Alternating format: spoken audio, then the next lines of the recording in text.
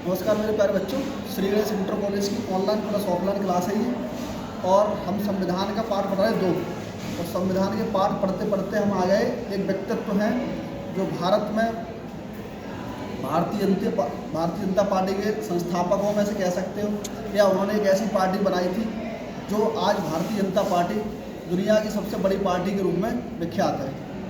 तो हम इसी पे बात करेंगे। श्यामा प्रसाद मुखर्जी कौन थे, कहाँ इनका जन्म हुआ था और इन्होंने कौन सी पार्टी बनाई थी, किन परिस्थितियों में इनकी मौत हुई थी, और ये राष्ट्रवाद के कैसे समर्थक थे और ये किन से प्रभावित थे। तो देखो, सबसे पहले बात करते हैं कि इनका जन्म कहाँ हुआ था। देखो, मुखर्जी आ जाए, बनर्जी आ जाए, चटर्जी आ जाए, चट्टोपाध्याय आ जाए, आप तुरंत समझ जाओ ये बंगाली होंगे। कहाँ के होंगे? बंगाल या बांग्लादेश के होंगे या बंगाल के होंगे। समझ में आया? Yes sir. इन्हें दिखा दिया करो थोड़ा, ये धीरे धीरे करेंगे तो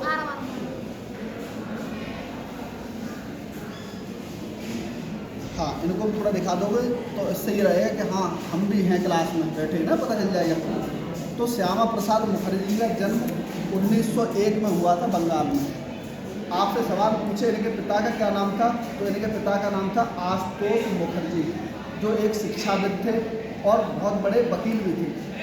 ठीक, सवाल आए कि सन 1917 में मैट्रिक्स की परीक्षा इन्होंने पास कर ली, इनके कथन दे दे, कारक दे दे, तो कर जाओ कथन कारक वाले सवाल कि इन्होंने 1917 में मैट्रिक्स की परीक्षा पास की थी 1917 में। फिर उसके बाद यहाँ आ गए 1917 के बाद आ गए इन्होंने लॉ की डिग्री कब की थी? 1921 में BA किया, 1923 में लॉ किया, लॉ का मतलब LLB, और 1926 में बैरिस्टर बनकर या वकील बनकर लंदन से भारत लौटे। 1933 में श्यामा प्रसाद मुखर्जी जो थे वो कलकत्ता यूनिवर्सिटी के चांसलर बने, या कैसे कह लो, चांसलर को हिंदी में कुलपति कहते हैं। ठीक है, ये कुलपति बने थे। और ये जो वीर सावरकर थे, विनायक दामोदर सावरकर, उनके विचारों से प्रभावित थे और उनके विचारों से प्रभावित होने के कारण इनमें राष्ट्रवाद की भावना खूब जो बड़ी थी।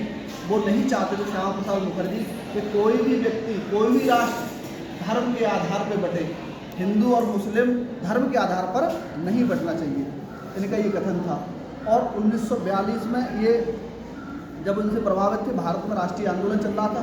भारत में राष्ट्रीय जो आंदोलन चल रहा था उसका क्या नाम था? भारत छोड़ो आंदोलन, क्वाइट इंडिया मूवमेंट, भारत छोड़ो आंदोलन। और उन्होंने उसमें भी भाग लिया। दूसरे नंबर पर इनका क्या था कि सन 1951 में इन्होंने सोचा कि हमारी ऐसी बात नहीं मानी जाएगी। राजनीति में थे ही थे, ये अंतरिम सरकार में उद्योग और आपूर्ति मंत्री थे, फूड एंड सप्लाई मिनिस्टर थे। और जवाहरलाल नेहरू जी ने इनकी बात जब नहीं मानी तो उन्होंने मंत्रिमंडल से इस्तीफा ले लिया।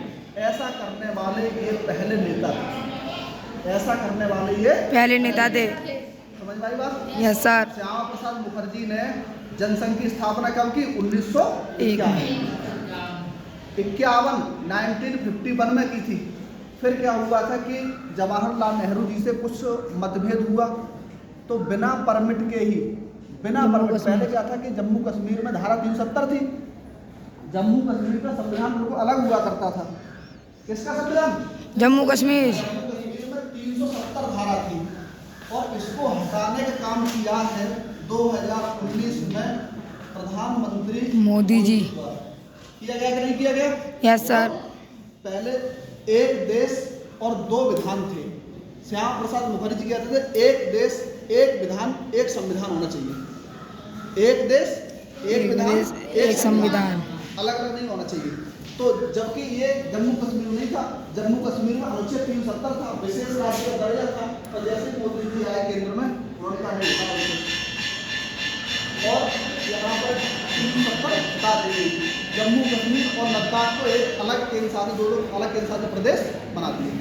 दूसरी बात, इन्होंने 370 का विरोध किया, बोले एक देश में दो संविधान कैसे लागू हो सकते हैं, तो एक ही संविधान रहना चाहिए।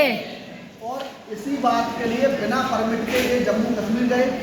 जम्मू कश्मीर 1953 में पहुँचे और वहाँ पर कुछ अलगाववादी नेताओं ने, कुछ आतंकवादियों ने इनकी रहस्यमय परिस्थितियों में हत्या कर दी, मौत कर दी और मौत घाट उतार दिया।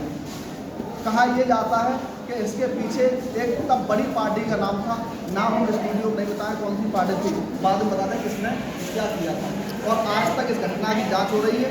23 जून 1953 को श्यामा प्रसाद मुखर्जी की मृत्यु जम्मू कश्मीर में हुई। कहाँ हुई थी? जम्मू कश्मीर। और जम्मू कश्मीर में मृत्यु हुई। उस बलिदान को हमारे भारतीय जनता पार्टी के नेता नहीं भूले और उन्होंने अनुच्छेद 370 को समाप्त कर दिया 2019 में। अब जम्मू कश्मीर और लद्दाख अलग केंद्र शासित प्रदेश हैं। तो मिलते हैं नेक्स्ट वीडियो में। जय हिंद, जय भारत।